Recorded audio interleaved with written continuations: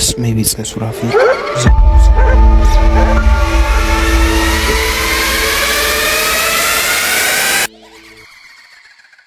وزمل أولال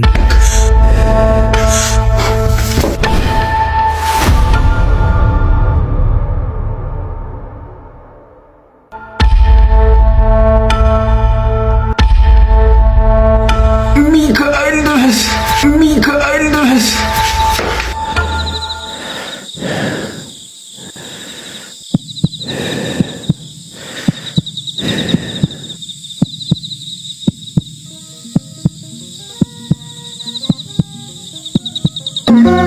በሐሳብ መንገድ ሳታቋርጥ ትሄዳለህ።